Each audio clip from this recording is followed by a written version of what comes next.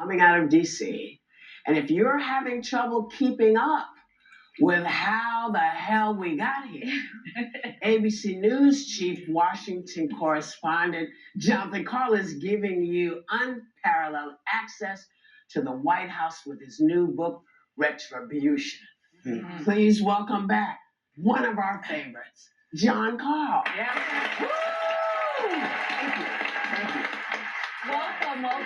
Well, John, I read this book in just a matter of days. It looks big, but it's so readable. You cover everything. It's 400 fabulous. pages big. Mm-hmm. But worth There's every one yet. worth every minute. So I was working for Pence in the White House during the last government shutdown, which still is the longest in history, but not for long. But I remember feeling like there was a sense of urgency in the White House then to cut a deal and to end the shutdown. I don't, from the outside, get the sense that this White House feels a lot of anxiety over the government shutdown. What are you picking up from your sources? And do you think Trump feels like he's winning right now? He absolutely feels like he's winning. They feel no need to cut a deal with the Democrats.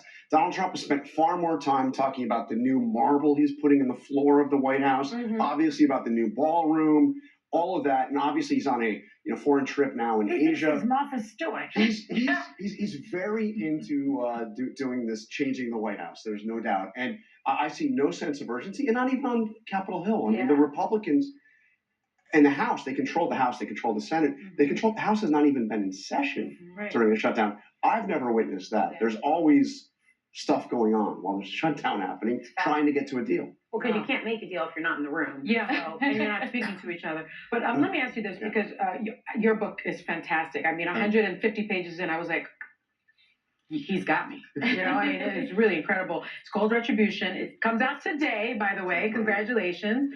Now, the title alone could not be timelier, right?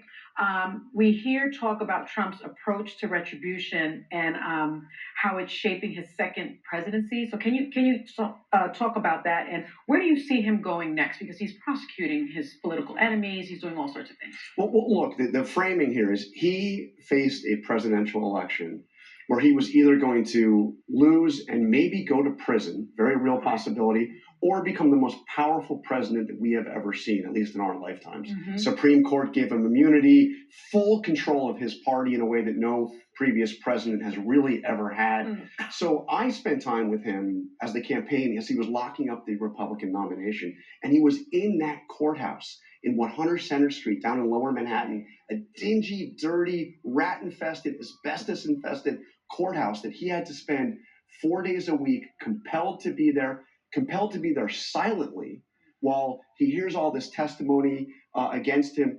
So as he's facing this, not to mention the indictments in Georgia, in Florida, in Washington, D.C., he's thinking, I am going to win, and I am going to get even with the people who did this to me.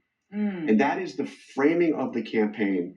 It's a defining principle of the campaign, and he is absolutely following through on that on that promise. Remember, what he said is, I am your retribution. That's what he said to his supporters, and he is following through. Well, John, you spill a lot of tea on what was going on behind closed doors of the Trump, Biden, and Harris campaigns in 2024. But you opened the book by writing about a phone call you made to Trump the morning he won. Can you tell us about that conversation and what resonated with you? So I started to have a series of phone calls with Donald Trump beginning right after the attempted assassination in Butler, where I called him, just to say, horrified by what happened, I'm glad you're okay. So we have a series of conversations. The election happens, he wins and wins big. Election night, you know what it's like. We are on all night on ABC. We're tracking all the returns. We finally get off at like 4 a.m, but then you have to go and you have to be there for Good Morning America. And it's like there's no sleep. So I get back into my hotel finally after Good Morning America, a little after 7 a.m, and I do something kind of silly. I call Donald Trump. I mean, there's no way he's gonna pick up, but I figured I would just leave him a message. Like, after all this, congratulations, you won. You won. And he picks up, and his voice, he hadn't slept at all. I hadn't slept. But he hello, Jonathan. And I said, Mr. President-elect, I just want to say congratulations. And he says, on what, Jonathan? On what?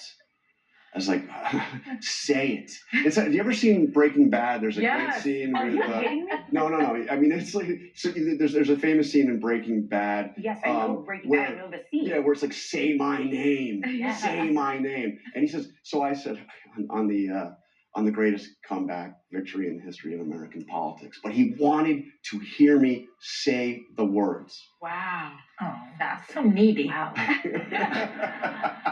Wow. You know, you have a